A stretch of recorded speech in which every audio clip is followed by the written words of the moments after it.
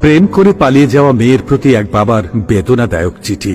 মারে, শুরুটা কিভাবে করব বুঝে উঠতে পারছিলাম না। যেদিন তুই তোর মায়ের অস্তিত্ব ছেড়ে ভূমিষ্ঠ হয়েছিলি সেদিন থেকে তোকে মা বলে ডাকতে শুরু করলাম। তোকে মা ডাকতে গিয়ে আমার নিজের মা হারানোর ব্যথাটাই ভুলে গিয়েছিলাম। তোর মাও তোকে মা ছাড়া অন্য নামে কখনো ডাকেনি। বিদ্যালয়ের প্রথম দিন শিক্ষক তোর নাম জিজ্ঞাসা করেছিলেন। তোকে মা বলে ডাকতে ডাকতে তোর নামটাও ভুলে গিয়েছিলাম। আমি তোর নাম বলতে না পারায় সবাই আমাকে নিয়ে হাসছিল, তাই চিঠির উপরে তোর নামের জায়গায় মা লিখেছি। হঠাৎ করে তুই এভাবে চলে যাবি আমি তা বুঝতেই পারিনি। ছেলেটা যেদিন বাইরে ব্যাগ হাতে তোর জন্য অপেক্ষা করছিল যে কখন তুই দরজা খুলে বাইরে বের হয়ে আসবি, আমি তখন ভেতরে বসে রবের কাছে প্রার্থনা করছিলাম আর ভাবছিলাম যে আর কতটা ভালোবাসতে পারলে তুই আমাকে ছেড়ে চলে যাবি না। অপরদিকে তুই ঘরে বসে ভাবছিলি আজ যেতে না পারলে ছেলেটার কাছে ছোট হয়ে যাবে, আর আমি ভাবছিলাম তুই চলে গেলে সমস্ত পিতৃজাতির কাছে কি করে মুখ দেখাবো।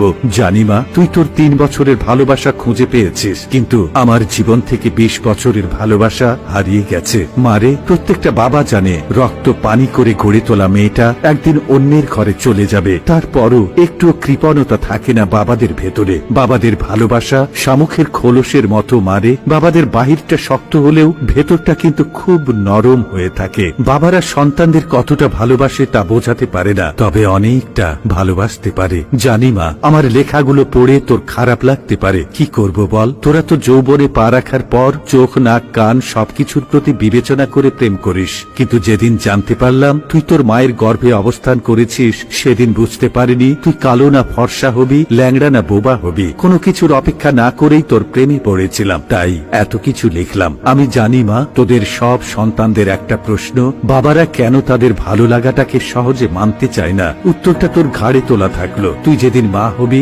সেদিন নিজে নিজের উত্তরটা পেয়ে যাবি। তোরা যখন একটা ছেলের হাত ধরে পালিয়ে যাস তখন ওই ছেলে ছাড়া জীবনে কারো প্রয়োজন অনুভব করিস না, কিন্তু একটা বাবা বোঝে তার জীবনে নিজের মেয়েটার কতটা প্রয়োজন। যেদিন তোর নানুর কাছ থেকে তোর মাকে গ্রহণ করেছিলাম সেদিন প্রতিজ্ঞা করেছিলাম যে যদি মেয়ে হয় তাহলে মেয়েটাকে তার স্বামীর হাতে নিজের হাতে তুলে দিয়ে তবেই দায়িত্ব থেকে নিজেকে হালকা করব।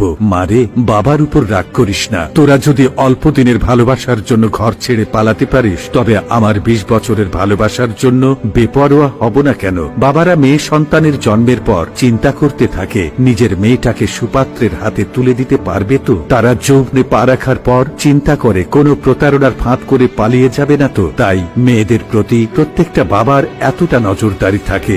যদি মন কাঁদে চলে আসিস, বুক পেতে দেব। ঠিক আগে যেভাবে ভালোবেসেছিলাম সেভাবেই বাসবো। অপেক্ষায় থাকলাম মা। হয়তো তোর মায়ের মতো তোকে পেটে ধরিনি, তবে পিঠে ধরার যন্ত্র